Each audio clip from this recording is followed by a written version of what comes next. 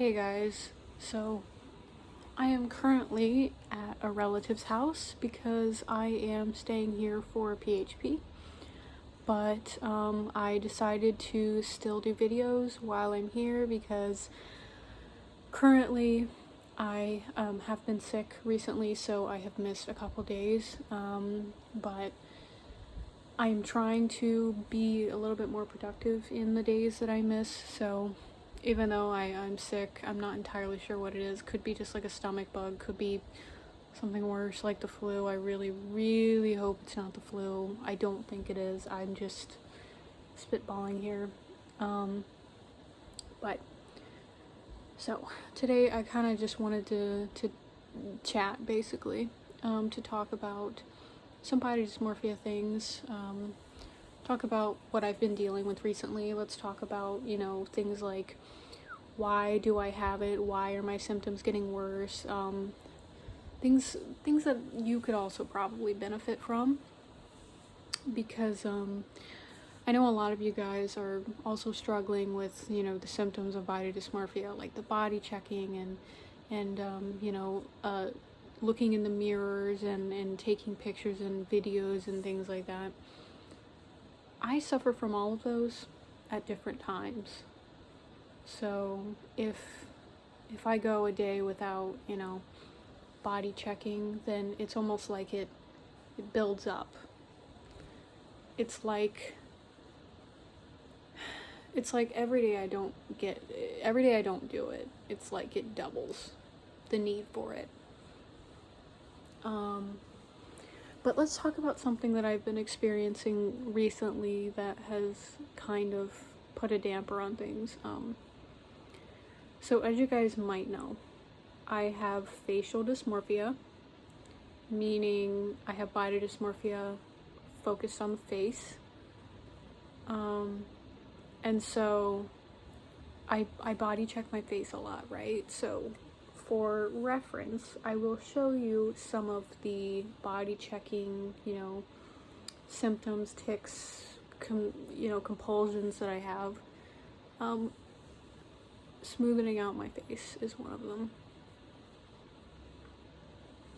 Smoothing out my face, touching my hair, touching, picking at my skin, like picking at my face or my ears or my scalp, and just, those are some big ones.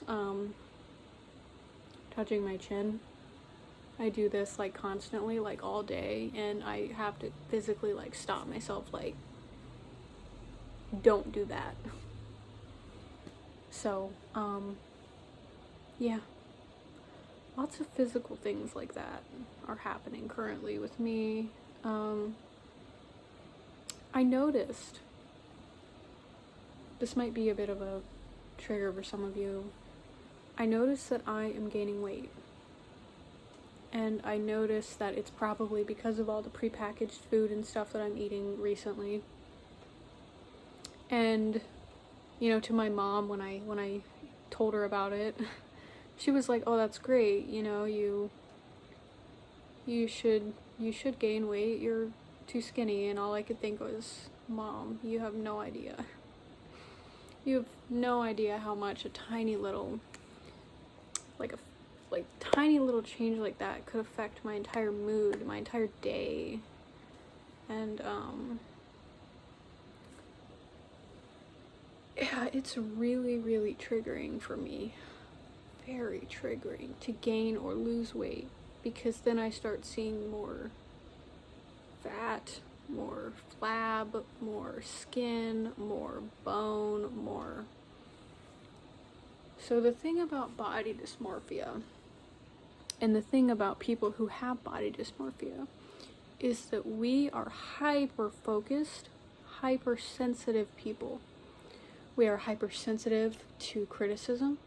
We are hypersensitive to other people's, their looks, their feelings, their everything towards us. And when my mom says things like that, it really cuts me deep. Saying that I need to gain or lose weight And it's just like, hey mom, don't say that crap because you're hurting my feelings. And also, I can only describe it as being, hypersensitive, really, and hyper focused on something that's not really in my control a lot of times, because, believe it or not, we can't control every ounce of weight that we gain or lose. If I were to go out and I were to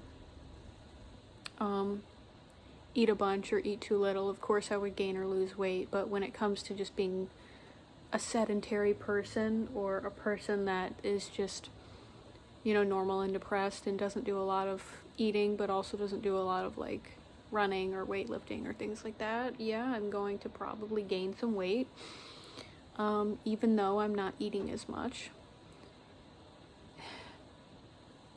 And at that point, it's like, it's almost hard to get rid of it because I'm so depressed,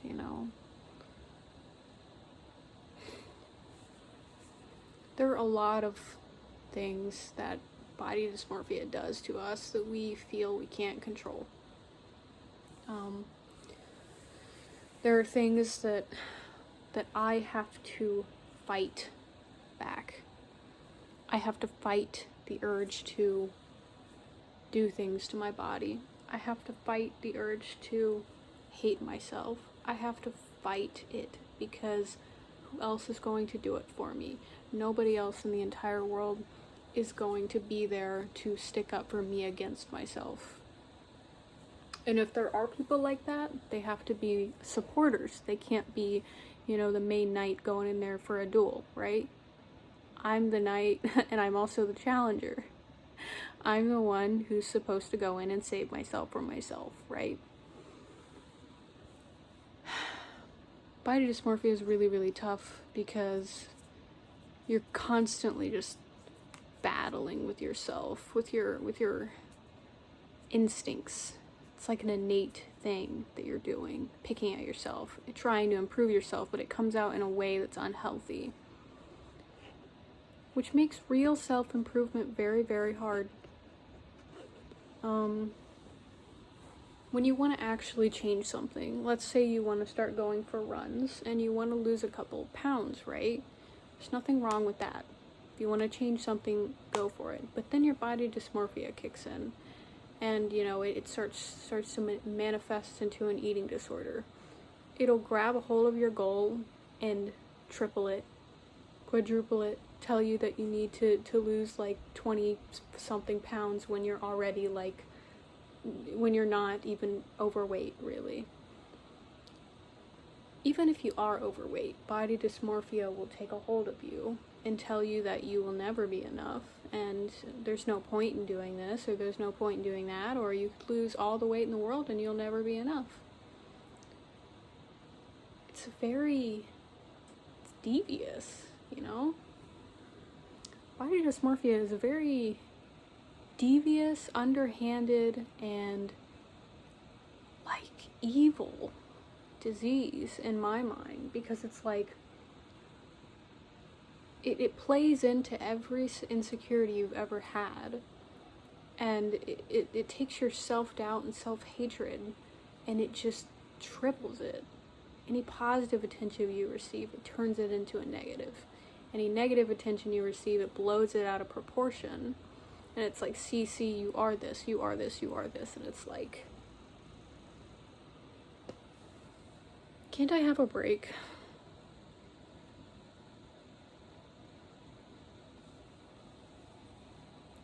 I don't really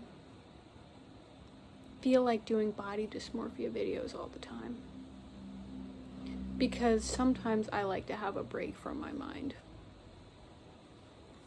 And sometimes I feel like talking about it keeps it alive, and then other times I feel like talking about it helps people and helps me get things off my chest. Both are true.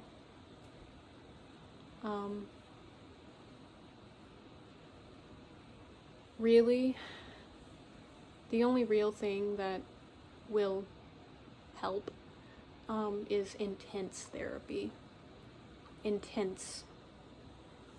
And not wearing my band-aids as much so that I have to get used to my face. And accepting that weight gain,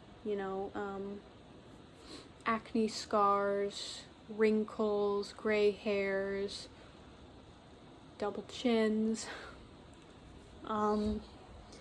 discoloration, all of those things are normal, and they are a part of being a human being, right? You're just a person.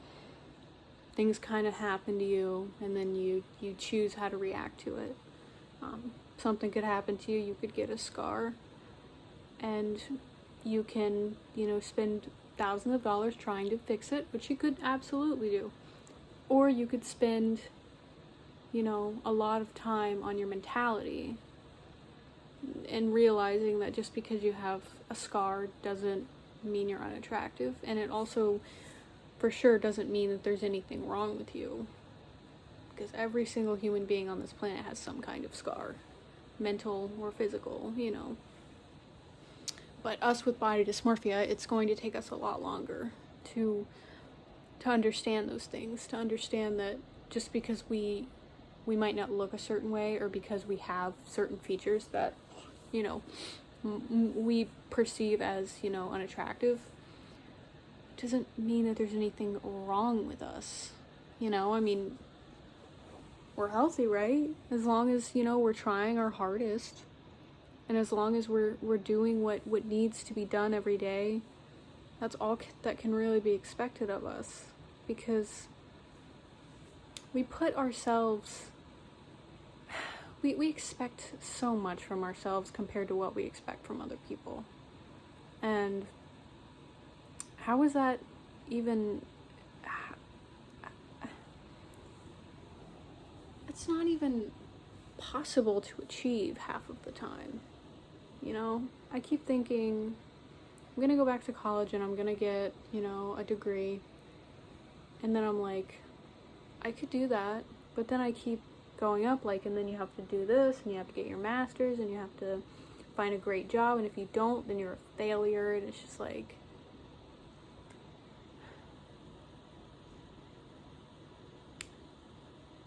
body dysmorphia is like a manifestation of those high expectations, but you're not good enough, you're not attractive enough. Deep down, it hurts.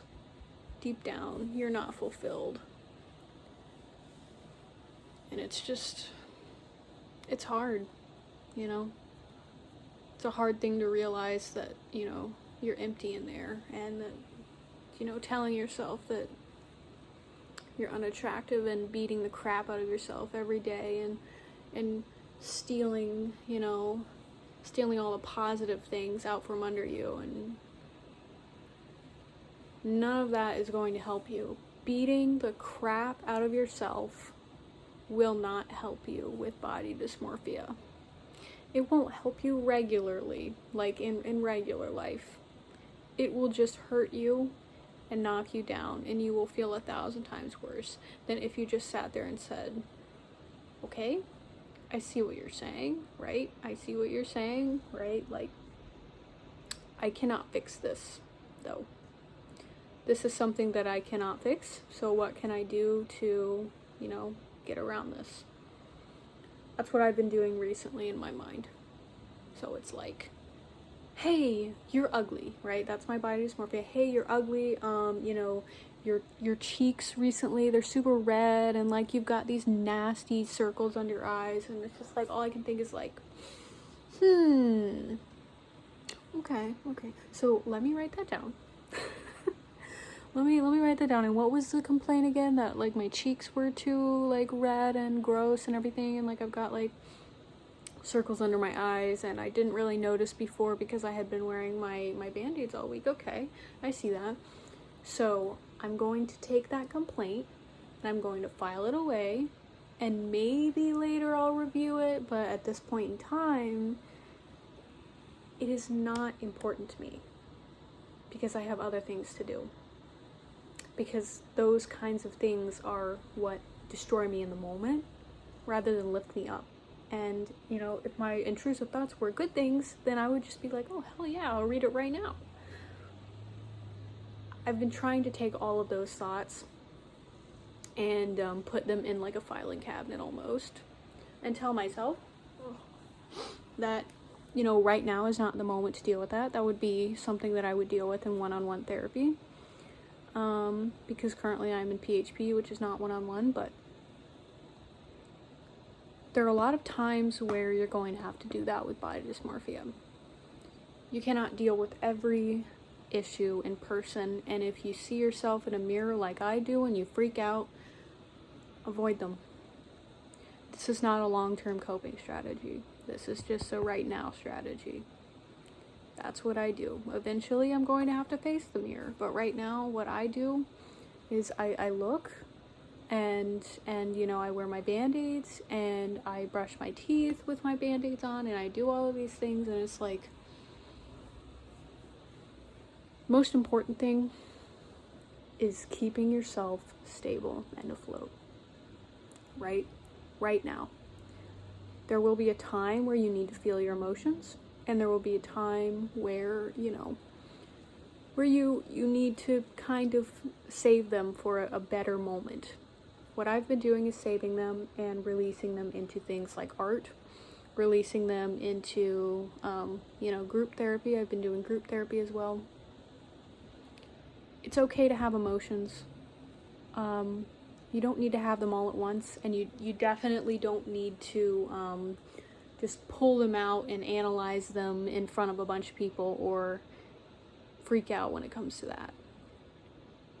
You don't have to listen to everything that your mind says either. That's just how I've been dealing with it recently. You know, BDD, it destroys your mind, and it tells you things that, you know, you've heard a million times already from maybe from other people, maybe from yourself, and it's like, this doesn't help me, you know? I know this, but why do I have to feel bad about it? Why does it have to hurt me? You know, think of it like this. Think of your body dysmorphia as like someone who's an asshole, right? And like you yourself are like this innocent person. You're just walking along, and this person yells out like, hey, there's something wrong with you and you're disgusting and this, and you're just like, hey, that was uncalled for. You know? That was uncalled for. It's not relevant to me, and that's a very rude thing to say to a stranger. Because your body dysmorphia is not someone who cares for you or has your best interest in mind. It's quite literally a jerk that a jerk parasite, this is how I see it, that lives inside of you rent-free, tries to make you feel bad even though you're quite literally being so nice as to let it live there. So either you have the guts to push it back, because it might not ever go away depending on, you know, certain circumstances, or you could kick it out and just completely ignore everything to do with it. The best thing that I've done so far is to fill my time with things and to try my best to not overreact to the voices in my head. So, yeah. I've been doing a lot of stuff in PHP, and my nose is so itchy. I don't feel good. But I've been doing a lot of stuff in PHP recently. I just wanted to share some stuff with you guys and just talk about some things that I've been doing. But yeah, don't let those intrusive thoughts win over you. It's so easy to let them because you've been doing it for so long. But please just take those thoughts, store them away, and be like, I don't really need to use this. Or take it and let it go. Receive it and be like, okay, I think this is bullcrap, and I don't want to listen to you. Hit it back. Alright, I'm probably gonna go lay down because I'm getting super tired, but thank you guys for watching. I appreciate it. And my Patreon is up now. The link will be in the description. If you guys want any specific, if anyone who like is a member, I'm not entirely sure how to like do the whole paid member thing, but it might just start out being like $1 or something. But if anyone who is a paid member wants like a specific video or something, then I would be happy to do that.